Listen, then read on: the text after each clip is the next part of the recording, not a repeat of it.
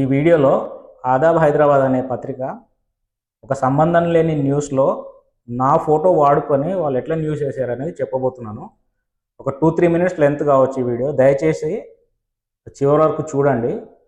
ఇక్కడ చూస్తే మీరు కోయిన్సిడెంటల్గా వాళ్ళకి ఇప్పుడు 14th వార్షికోత్సవం అంట, 14వ వార్షికోత్సవము. ఒక అభిమాని రాసిండంట, ఏమని, సత్యం కోసం పోరాటం చేస్తూ. గమ్మత్ ఏంటంటే ఈ కింద ఈ న్యూస్ ఉంటుంది, రీమాక్స్ అనే కంపెనీ మోసం చేసిందట. డీటెయిల్స్లోకి వెళ్తా, కేసు ఏందనేది డీటెయిల్స్లోకి వెళ్తా.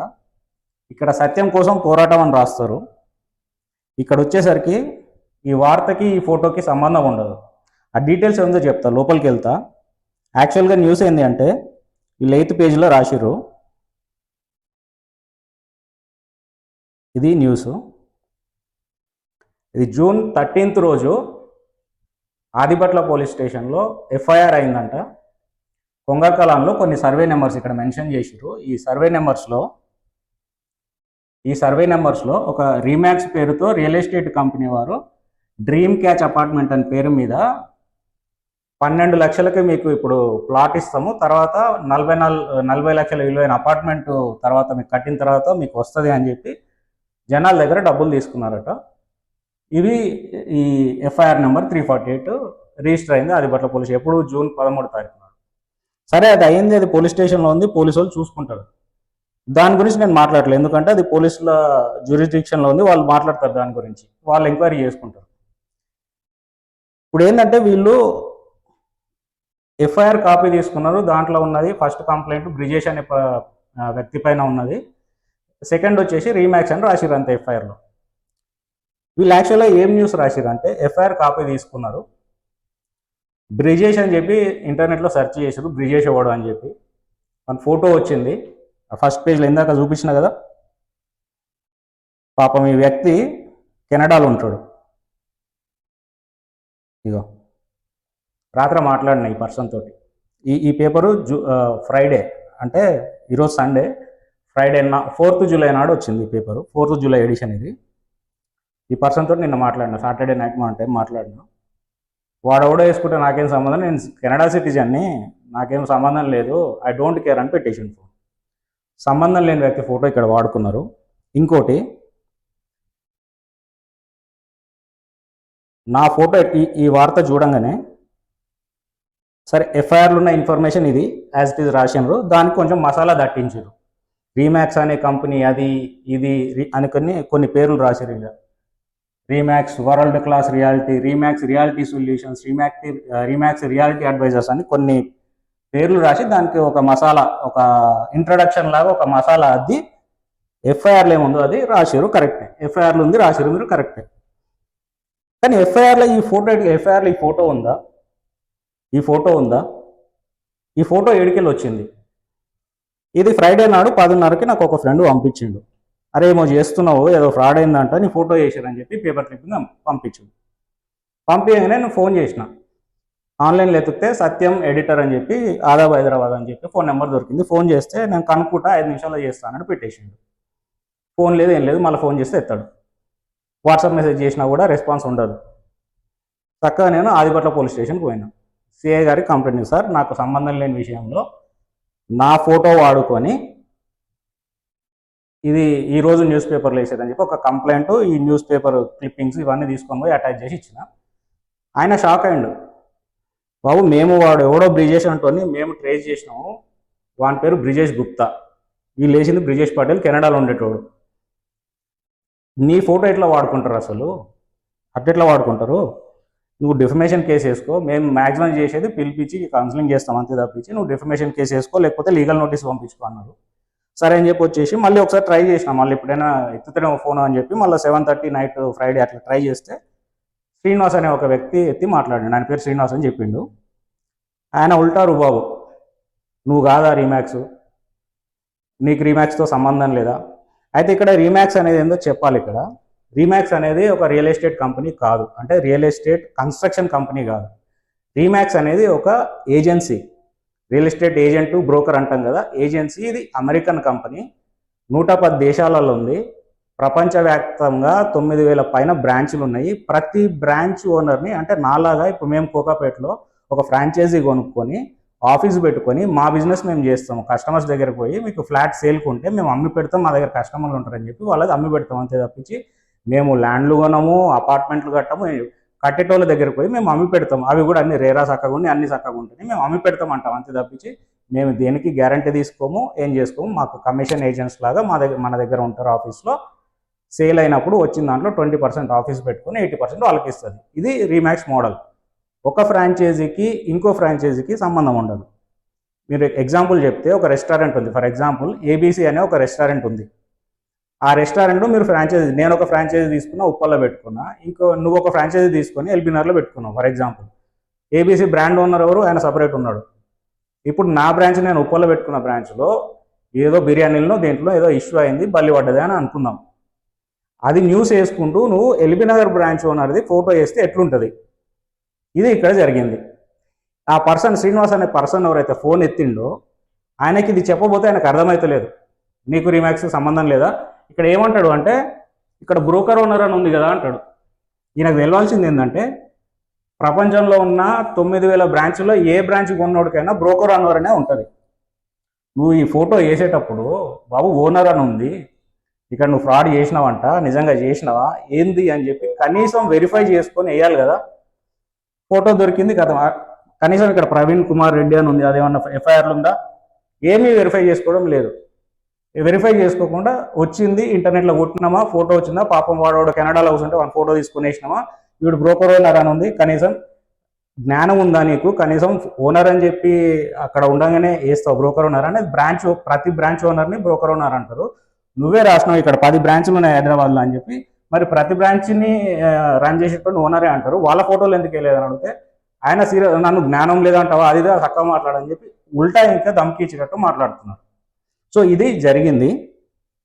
యాక్చువల్గా నువ్వు ఎఫ్ఐఆర్లు ఏముందో అది రాసుకో, బట్ ఎఫ్ఐఆర్లో కూడా నువ్వు రాసుకోవాల్సింది ఏంటి అంటే 100ల కొద్ది బాధితులు ఉన్నారని చెప్పి నువ్వు ఇలా రాసినావు. ఎఫ్ఐఆర్లు ఉంది, ఎఫ్ఐఆర్లు ఉన్నది నువ్వు రాసినావు.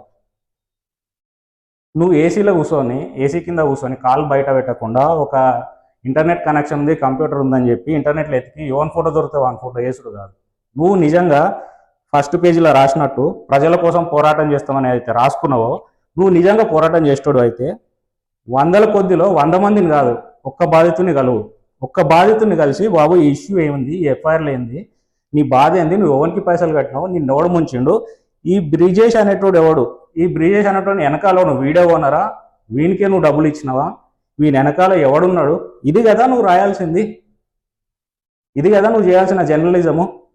ఏసీ రూమ్లలో కూర్చోవాలి, కాలు బయట పెట్టొద్దు, ఇంటర్నెట్లో కొట్టాలి, ఎవరి ఫోటో వస్తుందో అని కనీసం ఫోన్ చేసుకోకుండా, వెరిఫై చేసుకోకుండా అందులో పెట్టాలి, కథం బురద జల్లాలి, వాడు ఏమన్నా పోని ఎటన్నా పోని. ఇది నువ్వు చేస్తున్న జర్నలిజం, ఇది నువ్వు రాసిన వార్త. నేను ఒకరిద్దరు మిత్రులు మీడియాలో వాళ్ళ నెంబర్లు తీసుకొని కూడా కాల్ చేసిన, అంటే కొంచెం నోటెడ్ పర్సనాలిటీస్ మన స్టేట్లో తెలంగాణలో నోటెడ్ పర్సనాలిటీస్ మీడియాలో, వాళ్ళు కూడా సర్ప్రైజ్ అవుతారు. అట్లెట్లా వేస్తాడు ఆ ఫోటో, ఇదేమన్నా చిన్న ఇష్యూనా, రియల్ మోసగాళ్ళు అని చెప్పి హెడ్డింగ్ పెట్టి కోట్లు ముంచుతారని పెట్టి అసలు వెరిఫై చేసుకోకుండా ఈ ఫోటోలు వేస్తే ఇది కరెక్ట్ కాదు కదా. జీవితాలు ఆగమైతే కదా ఇటువంటి న్యూస్ రాస్తే. సంబంధం లేనివాడికి రోడ్ ఎంత కష్టపడి బిజినెస్ చేసుకున్నట్టు సడన్గా ఇట్లా వేస్తే ఒక్క రోజులో జీవితాలు తలకింద అయిపోతాయి, బిజినెస్ అంతా కొలాప్స్ అవుతుంది కదా, రెప్యుటేషన్ దెబ్బతింటాడు కదా. ఇట్లెట్లా వేస్తాడు వీడియో అని చెప్పి, ఇట్లెట్లా వేస్తాడు ఫోటో అని చెప్పి వాళ్ళు కూడా సర్ప్రైజ్ అవుతారు. ఆదిపట్లకి వెళ్ళి సిఐసార్కి కంప్లైంట్, ఆయన సర్ప్రైజ్ అవుతాడు. అట్లెట్లా వేస్తారు, ఏం తెలుసుకోకుండా అట్లెట్లా వేస్తారు, ఫాల్స్ ఇన్ఫర్మేషన్ ఎట్లా, ఫాల్స్ ఫోటోస్ ఎట్లా యూజ్ చేస్తారని చెప్పి వాళ్ళు కూడా సర్ప్రైజ్ అవుతున్నారు. నేను ఒకటే చెప్తున్నా, ఆదాబ్ హైదరాబాద్ అనేది 14 years నుంచి ఉందేమో, నేను మొత్తం అంటలేను. ఈ న్యూస్ ఎవరైతే రాసిరో వాళ్ళకి చెప్తున్నా, నువ్వు ఇంటికి వెళ్ళి చేయి కడుక్కొని అన్నం తినేటప్పుడు ఒకసారి గుండె మీద చేసుకో.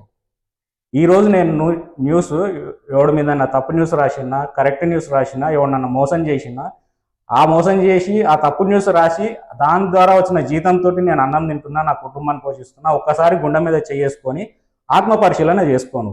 నువ్వు చేస్తుంది కరెక్టా తప్ప? అంత ఇంగిత జ్ఞానం లేదా నీకు? కనీసం ఫోన్ చేయవా? ఇంటర్నెట్లో ఫోటో దొరికినవానికి ఫోన్ నెంబర్ దొరకదా? రీమాక్స్ వెస్ట్ సైడ్ రియాలిటీ అని చెప్పి ఇక్కడ వేసినావు. ఈ రీమాక్స్ వెస్ట్ సైడ్ రియాలిటీ అని వేసినవాడు అదే పేరు కొడితే నీకు ఫోన్ నెంబర్ వస్తుంది. ఒక్క నిమిషం ఫోన్ చేసే ఓపిక నీకు లేదా? ఏ ఓపిక లేకుండా వెరిఫై చేసుకోకుండా ఇదేనా నువ్వు చేసే జర్నలిజం?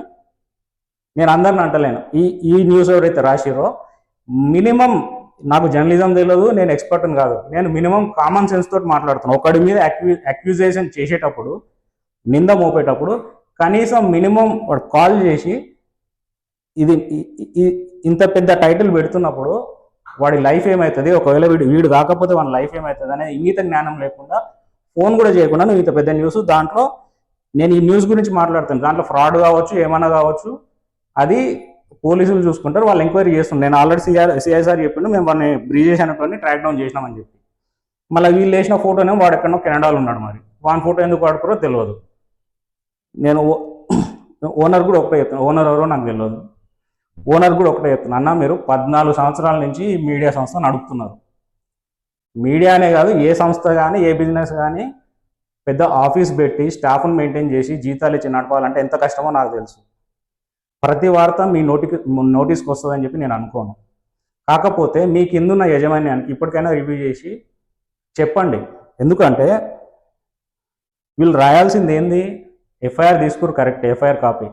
ఒక్క బాధితుడిని పట్టుకొని అసలు జరిగిందేందో వివరణ తీసుకొని వేస్తే మీ క్రెడిబిలిటీ పెరిగేది. ఇప్పుడు ఏంది, బాధితులలో కూడా మీ క్రెడిబిలిటీ లేదు. ఎందుకంటే ఇక్కడ జరిగిన ఇష్యూ ఏంది, వీడు వేసిన ఫోటో ఏంది అని చెప్పి దాంట్లో ఉన్న నా ఫ్రెండ్ పంపించి, నీకు దీనికి సంబంధం ఏంది, వీడు ఎందుకు ఇట్లా వేసిండని నాకు ఆ ఫ్రెండ్ పంపించాడు. బాధితుల్లో నీ క్రెడిబిలిటీ పోయింది.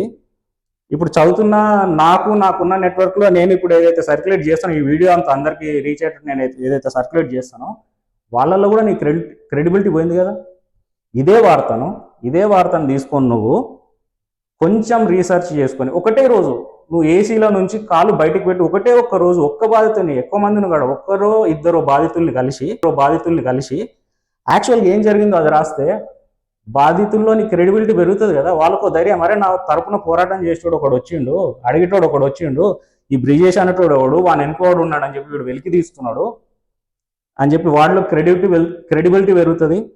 అట్లాగే నాలంటోడు నేను డబ్బులు పెట్టి ఫ్రాంచైజీ కొనుక్కున్నా, ఇదే పేరుతోటి వేరేవాడు తప్పుడు పనులు చేస్తున్నట్టే నేను ముందుకు వస్తా. వాడు చేసే తప్పుడు పనుల వల్ల ఈ బ్రాండ్ ఖరాబ్ అవుతుంది, మా రెప్యుటేషన్ కూడా కాస్త కూస్తో ఇంపాక్ట్ అవుతుంది. నేను నీ దగ్గరకు వచ్చి నా దగ్గర ఏమైనా ఇన్ఫర్మేషన్ ఉంటే నేను ఇస్తా, నా దగ్గర కూడా నీ క్రెడిబిలిటీ పెరుగుతుంది కదా. నువ్వు చేయాల్సిన చిన్న ఒక్క రోజు పోయి ఒక్క బాధితునితో మాట్లాడి నిజం రాస్తే క్రెడిబిలిటీ పెరిగేది కదా. సరే నువ్వు రాయకపో, నీ డ్యూటీ అది, నాకు ఎఫ్ఐఆర్ లేదుందో అదే రాయడం నా బాధ్యత అంటే ఎఫ్ఐఆర్ ఉంది రాసుకో, నా ఫోటో ఎందుకు ఇచ్చినావు? ఫోన్ చేస్తే ఉల్టా మాట్లాడతావు. మళ్ళా ఆయన ఏమంటాడు, నీకు సంబంధం లేకపోతే, అంటే ఆ ఆర్గ్యుమెంట్లో సరిగ్గా వినపడలేదు కానీ బేసిక్గా ఆయన ఉద్దేశం ఏంటంటే, నీకు సంబంధం లేకపోతే నువ్వు జస్టిఫికేషన్ ఇచ్చుకో, నా ఆఫీస్ కన్నారా లేకపోతే నాకు వాట్సాప్ అన్న చేసి ఏదో ఒకటి జస్టిఫికేషన్ ఇచ్చు. అంటే నువ్వు ఇష్టం వచ్చినట్టు రాసి నువ్వు బురద చల్లితే మా పని లెక్క కూర్చొని, నీలాగా పని లెక్క కూర్చొని మేము జస్టిఫికేషన్ ఇచ్చుకుంటే నీ ఆఫీస్లో చుట్టూ తిరుగుతాం. ఇదా నువ్వు చేసే జర్నలిజం? అన్న ఓనర్ ఎవరో కానీ, అన్న మీరు ఇట్లా రాయడం కరెక్ట్ అని మీకు అనిపిస్తుందా? మీకు తెలిసి రాసిరని నేను అంటలేను. మీకు ఏ కోశాన 1% కానీ మీకు ఇది రాసింది మావాడు రాసింది ఎవరో, నిన్న కూడా నేను శనివారం కూడా ఫోన్ చేసిన వేరే వాళ్ళ ద్వారా, ఇంకొక అతన్ని కాంటాక్ట్ ఉంటే ఆదాబ్ హైదరాబాద్లో కాంటాక్ట్ చేయడానికి ట్రై చేసిన, ఆయన కూడా పలానా పిల్లగాడు రాసిండి ఇది, నేను మాట్లాడి చెప్తాను, ఇప్పటివరకు 24 hours అవుతుంది, ఇప్పటివరకు నో రెస్పాన్స్. అందుకని చెప్పి ఇప్పుడు పోలీసులు క్లియర్గా, సార్ కూడా క్లియర్గా చెప్పిండు, బాబు దీంట్లో మనం చేసేది ఎక్కువ ఏముండదు, మీరు కావాలంటే లీగల్ నోటీస్ ఇచ్చుకోండి, లేదంటే డెఫమేషన్ వేసుకోండి అని చెప్పిండు. కాబట్టి నా డిఫెన్స్లో నేను చేసుకోవాలి కాబట్టి నేను ఈ వీడియో చేస్తున్నా. ఈ వీడియో మ్యాక్సిమం రీచ్ అయ్యేటట్టు నేను ట్రై చేస్తాను. ఈ ఓనర్ ఎవరో నేను కనుక్కొని ఈ ఓనర్కి కూడా రీచ్ అయ్యేటట్టు నేను ట్రై చేస్తాను. అన్న మీరు నిజంగా మీకు ఇది తప్పు అనిపిస్తే, మీరు మానవతా దృక్పథంతో ఆలోచిస్తే ఒక్క చిన్న సవరణ వేయండి. మీకు ఇంకేమైనా డీటెయిల్స్ కావాలనుకుంటే, అసలు జరిగింది ఏంది, అది కాదు ఇది, మా దగ్గర వేరే ఇన్ఫర్మేషన్ ఉందని మీరు అనుకుంటే నన్ను పిలవండి, వస్తా, మీ దగ్గర కూర్చొని మాట్లాడతా, జరిగింది ఏందో చర్చ. అంతేగాని ఫోన్ చేస్తే అవాయిడ్ చేయడము, రెస్పాన్స్ ఇవ్వకపోవడము, ఇవన్నీ జరుగుతున్నాయి. మీ కింద స్టాఫ్ ఇది చేస్తున్నారు, మీకు తెలిసి జరుగుతుందని నేను అంటలేను. ఒకవేళ మీరు ఈ వీడియో చూసి మీకు మీ వాళ్ళు రాసింది తప్పు అనిపిస్తే పిలవండి, నేను వస్తాను, మొత్తం ఎక్స్ప్లెయిన్ చేస్తాను ఏం జరిగింది అనేది. మీరు సవరణ ఇస్తారా ఇయ్యరా? ఇవ్వకపోయినా అది నేను చేసేది ఏం లేదు. మానవతా దృక్పథంతో మీరు ఆలోచిస్తారని చెప్తున్నాను. ఎందుకంటే 14 ఇయర్స్ నుంచి మీరు నడుపుతున్నారు. ఎంతో ప్యాషన్ ఉంటే కానీ మీరు ఆ పని చేయరు. అలాంటిది మీ కింద ఉన్న స్టాఫ్ ఇలాంటి న్యూస్ తోటి మీ రెప్యుటేషన్ పాడు చేస్తున్నారు. ఇది నేను చెప్పదలుచుకున్నది. ఎఫ్ఐఆర్ కాపీ కూడా ఉంది మన దగ్గర. ఎఫ్ఐఆర్లో ఏముందో అది యాజ్ ఇట్ ఈస్గా దింపిండు. ఇక ఇది ఎఫ్ఐఆర్ June 13th నాడు ఫైల్ అయింది. సో దీంట్లో ఏముందో యాజ్ ఇట్ ఈస్గా దింపిండు అంతే. సరే రాయని, నేను వద్దంటలేను, నేను ఇన్వెస్టిగేట్ చేసుకోను, నేను ఉన్నది ఉన్నట్టు రాస్తాను. కానీ ఫోటోలు ఎందుకు వేయడము? సంబంధం లేని వాడి ఫోటోలు ఎందుకు వేయండి? నీకు పోలీసు వాళ్ళు ఏమైనా చెప్పిరా ఈ పలానా వ్యక్తి ఫోటో ఇది వీడియో ఫ్రాడ్ చేసిందని? ఆ బ్రిజేష్ అనేటువంటి ఎవరు, నువ్వు కెనడా ఉంది ఫోటో వేసినా వాన్ ఫోటో ఇచ్చిరా పోలీసు వాళ్ళు? లేకపోతే నువ్వు ఇంటర్నెట్ మంచి ఏసీలో కూర్చున్నావు, ఇంటర్నెట్లో ఓపెన్ చేసినావు, యోన్ ఫోటో రాగానే వన్ ఫోటో. ఇగో ఇక్కడ బ్రిజేష్ అని రీమాక్స్ అని కొట్టిండు. ఏం చేసిండు?